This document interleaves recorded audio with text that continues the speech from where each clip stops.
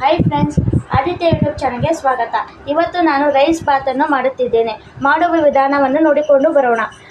3 ಈರುಳ್ಳಿಯನ್ನು ಹೆಚ್ಚಿಕೊಂಡಿದ್ದೇವೆ, 1 ಟೊಮೊಟೊ, 4-5 ಬೆಳಗ್ಗೆ ಮೆಣಸಿನಕಾಯಿ, ಸ್ವಲ್ಪ ಕೊತ್ತಂಬರಿ, ಸ್ವಲ್ಪ ಕರಿಬೇವು, ಸ್ವಲ್ಪ ಪಲಾವ್ ಎಲೆ, ಚಕ್ಕೆ, ಮೆಣಸು, ಜೀರಿಗೆ, ಲವಂಗ, 2 ಸ್ಟಾರ್ ಏಲಕ್ಕಿಯನ್ನು ತಗೊಂಡಿದ್ದೇವೆ. ಮೆಣಸು,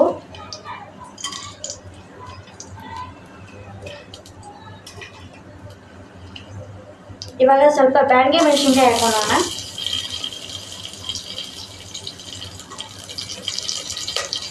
ಸ್ವಲ್ಪ ಚಕ್ಕೆ, ಸ್ವಲ್ಪ ಪಲಾವ್ ಎಲೆ, 2 ಸ್ಟಾರ್,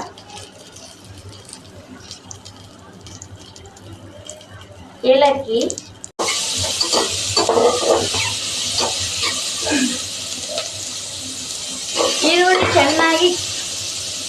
ಈರುಳ್ಳಿ ಚೆನ್ನಾಗಿ ಕೆಂಪಾಗೋವರೆಗೂ ಹುರ್ಕೋಬೇಕು.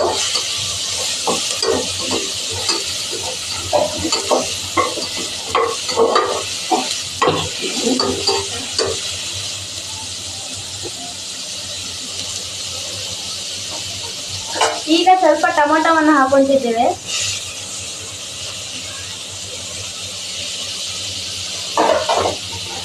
ಇದು ಕೂಡ ನೀವು ಚೆನ್ನಾಗಿ ಹುರ್ಕೋಬೇಕಾಗತ್ತೆ.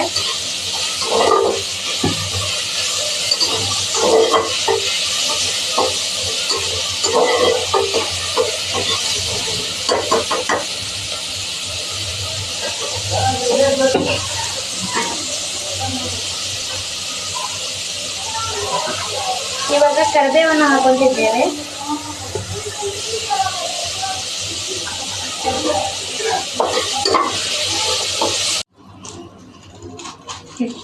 ಈಗ ರುಚಿಗೆ ತಕ್ಕಷ್ಟು ಉಪ್ಪು,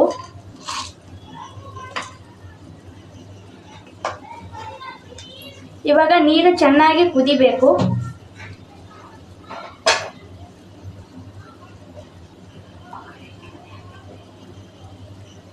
ನೀವು ಅಡುಗೆ ಮಾಡೋ ಮುಂಚೆ ಫಸ್ಟು ನೀವು ಅಕ್ಕಿಯನ್ನು ನೆನೆಸಿ ಇಡ್ಕೋಬೇಕಾಗತ್ತೆ. ಇಲ್ಲಿ 1 ಅವರ್ ಅಕ್ಕಿಯನ್ನು ನೆನೆಕ್ಕೆ ಚೆನ್ನಾಗಿ ಬಿಡಬೇಕು. ನೋಡಿ, ನಾನು 1 ಅವರ್ ಬಿಡೋಕ್ಕೆ ಅಕ್ಕಿಯನ್ನು ಹಾಕಿಟ್ಟಿದ್ದೇನೆ. ಇವಾಗ ಚೆನ್ನಾಗಿ ಎಲ್ಲ ಆಗಿದೆ.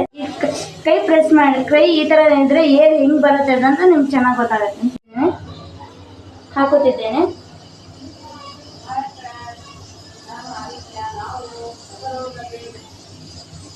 ಇವಾಗ ನೋಡಿ, ಸೌಂಡ್ ಬರ್ತಿದೆ, ನೀವು ನೋಡ್ಬೋದು.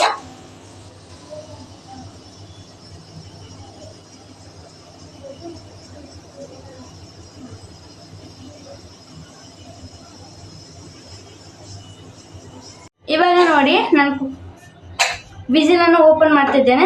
ಏರಿಲ್ಲ, ನೀವು ಏರ್ ನೋಡ್ಕೊಂಡು ಓಪನ್ ಮಾಡಬೇಕಾಗತ್ತೆ.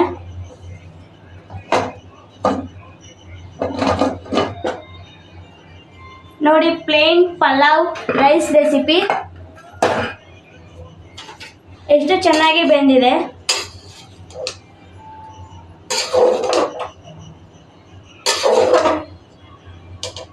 ನೀವು ನೋಡ್ತಿದ್ದೀರಾ ಎಷ್ಟು ಡೆಲಿಷಿಯಸ್ ಆಗಿ ಸ್ಮೆಲ್ ಬರ್ತಿದೆ. ನೀವು ಚೆನ್ನಾಗಿ ಈ ಥರ ಒಂದ್ಸತಿ ಮಿಕ್ಸ್ ಮಾಡ್ಕೋಬೇಕಾಗತ್ತೆ.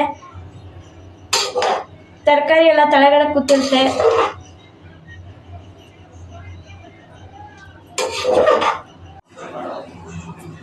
ನೋಡಿ, ಇವಾಗ ನಾನು ಕೊತ್ತಂಬರಿಯನ್ನು ಹಾಕ್ತಿದ್ದೇನೆ.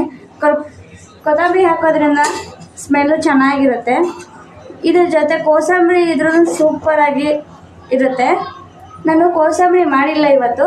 ನಾನು ನೆಕ್ಸ್ಟ್ ವಿಡಿಯೋದಲ್ಲಿ ಹೇಗೆ ಮಾಡೋದಂತ ತೋರಿಸ್ತೀನಿ.